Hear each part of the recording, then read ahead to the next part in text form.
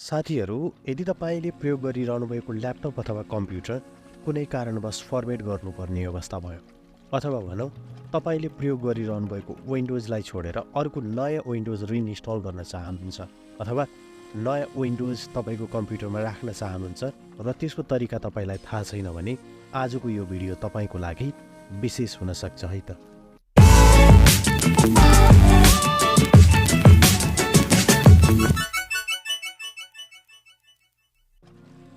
अब त्यसको लागि तपाईँलाई एउटा कुराको आवश्यकता पर्छ है, त्यो हो बुटेबल सिडी, डिभिडी अथवा पेन ड्राइभ।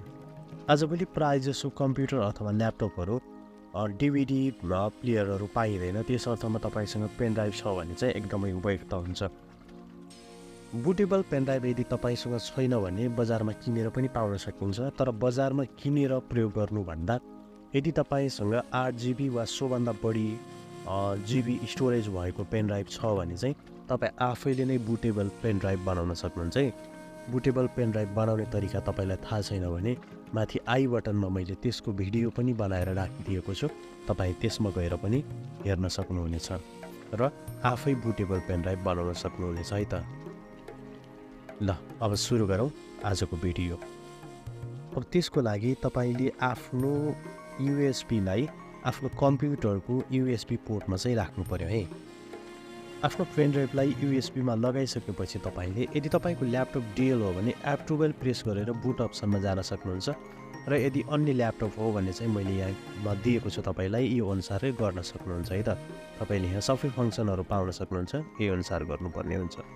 अनि त्यसपछि यति गरिसकेपछि तपाईँले देख्न सक्नुहुन्छ हामीले यहाँनिर अब के गर्नुपर्छ त भन्दाखेरि आफ्नो पेन ड्राइभलाई चाहिँ फर्स्ट प्रायोरिटीमा राख्नुपर्ने हुन्छ र कतिपय अवस्थामा ल्यापटपमा यस्तो पनि देखिन्छ अप्सन, बुट अप्सनमा गएर आइएसटी बुट प्रायोरिटी छ, यसमा चाहिँ युएसबी स्टोरेज भनेर तपाईँले सेलेक्ट गर्नुपर्ने हुन्छ।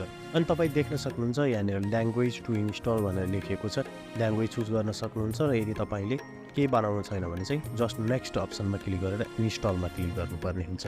तपाईँले इन्स्टलमा क्लिक गरिसकेपछि यस्तो प्रकारको एउटा इन्टरफेस देख्न सक्नुहुन्छ जसमा चाहिँ तपाईँले प्रोडक्ट की राख्नुपर्ने हुन्छ। यदि तपाईँसँग प्रोडक्ट की छैन भने तपाईँले जस्ट स्किपमा क्लिक गरेर I don't have a product की भन्ने अप्सनमा क्लिक गर्नुपर्ने हुन्छ। त्यसपछि एउटा कुनै अप्सन चुज गर्नुपर्ने हुन्छ। तपाईँले हामीले विन्डोज 10 प्रोलाई छनौट गर्छौँ र विन्डोज 10 प्रोमा छनौट गरिसकेपछि यस्तो प्रकारको इन्टरफेस देख्न सक्नुहुन्छ। यो चाहिँ माइक्रोसफ्टले प्रदान गर्ने टर्म्स एन्ड कन्डिसन हो, यसलाई चाहिँ सिलेक्ट गरेर तपाईँले नेक्स्टमा क्लिक गर्नुभयो भने यो अप्सन देख्न सक्नुहुन्छ।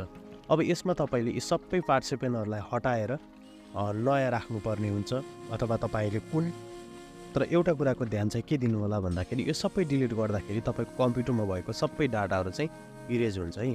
यसर्थ तपाईँले सबैलाई डिलिट गरिसकेपछि तपाईँ नयाँ पार्टिसिपेटहरू बनाउनु पर्ने हुन्छ र त्यसपछि तपाईँले नेक्स्ट अप्सनमा क्लिक गर्नुभयो भने यस्तो प्रकारको इन्टरफेस देख्न सकिन्छ र यो विन्डोज इन्स्टलको प्रक्रियामा छ। तपाईँको जस्ट 100% पुगिसक्यो भने यो तपाईँ देख्न सक्नुहुन्छ यो सबै फाइलहरू कपी हुँदैछ अथवा हाम्रो ल्यापटपमा विन्डोज इन्स्टल हुँदैछ, तपाईँ देख्न सक्नुहुन्छ।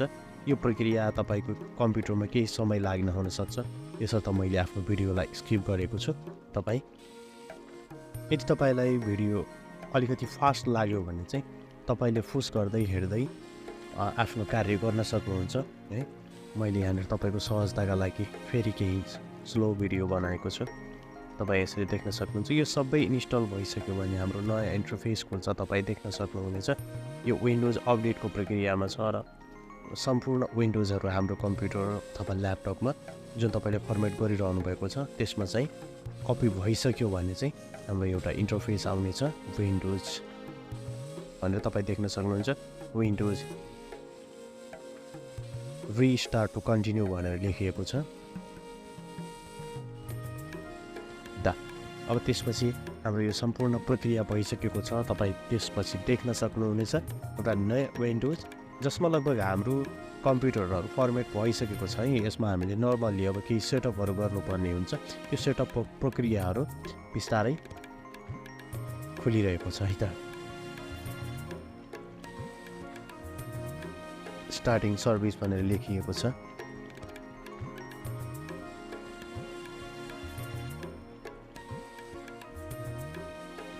50%।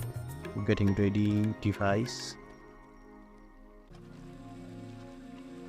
अब हाम्रो सम्पूर्ण प्रक्रिया लगभग पुरा गरिसकेको छ विन्डोज इन्स्टलेसनको। अब तपाईँ केही सेटअपहरू गर्नुपर्ने हुन्छ।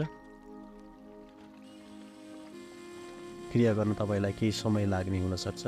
यदि कम्प्युटर स्लो छ भने तपाईँको अलिक धेरै समय पनि लाग्न सक्छ है त। अनि त्यसपछि तपाईँ जस्ट मुभमेन्ट भनेर लेखिएको छ यस्तो प्रकारको इन्टरफेस देख्न सक्नुहुनेछ।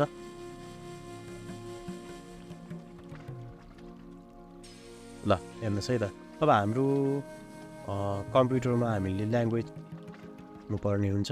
ल्याङ्ग्वेज हामीले छनौट कुनै एउटा ल्याङ्ग्वेजलाई सिलेक्ट गरेर नेक्स्टमा क्लिक गर्नुपर्ने हुन्छ र त्यसपछि तपाईँले देख्न सक्नुहुन्छ यहाँनिर लोकल ल्याङ्ग्वेजलाई चाहिँ सेलेक्ट गर्नुपर्ने हुन्छ कुनै एउटा। किबोर्ड छनौट गरेर नेक्स्ट अप्सनमा क्लिक गर्नुहोस् है त।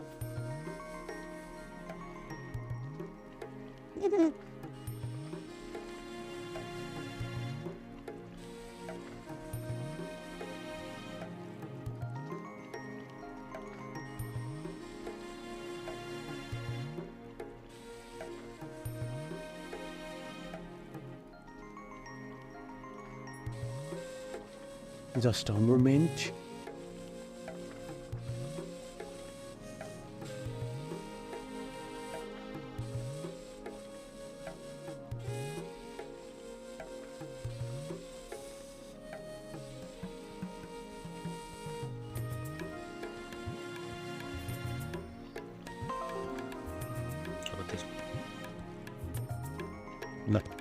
त्यसपछि अब तपाईँ देख्न सक्नुहुन्छ हाम्रो ल्यापटप पूर्ण रूपमा फर्मेट भइसकेको छ।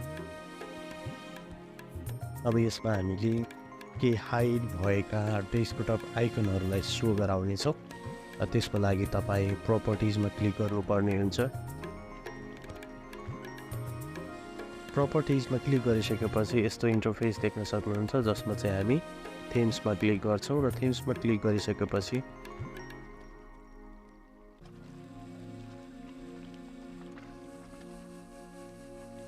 यहाँनिर मैले म्याक्सिमाइज गरेको छु। त्यसपछि सो डेस्कटप आइकन भनेर डेस्कटप आइकन्सहरू भनेर लेखिएको छ देख्न सक्नुहुन्छ र तपाईँ टिक भएका जति पनि आइकनहरू छन् त्यो मात्रै तपाईँको उसमा सो भइरहेको छ। हामीले यसमा सबैलाई टिक गरेर फेरि एप्लाई गरेका छौँ। एप्लाई गरिसकेपछि तपाईँ देख्न सक्नुहुन्छ डेस्कटपमा हाम्रो सम्पूर्ण डेस्कटप आइकनहरू आइसकेका छन्। अब यसमा तपाईँले आफ्नो डिस्कमा हेर्नुभयो भने लोकल डिस्कमा हेर्नुभयो भने चाहिँ तपाईँको त्यहाँ एउटा मात्रै छ। अब यसलाई हामीले 2-3वटामा डिभाइड गर्नेछौँ। त्यो चाहिँ मैले अर्को भिडियोमा राख्नेछु। आजको यो भिडियोमा यति नै। हस् त, नमस्ते।